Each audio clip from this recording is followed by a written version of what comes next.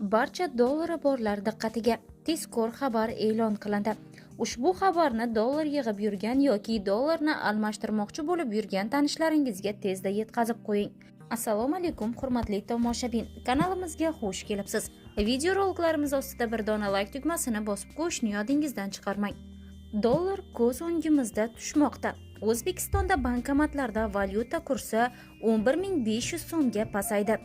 Bugun O'zbekistonda AQSh dollari kursi kassalarda 12.140 so'mgacha, bankomatlarda esa rekord darajada 11.500 so'mgacha tushdi.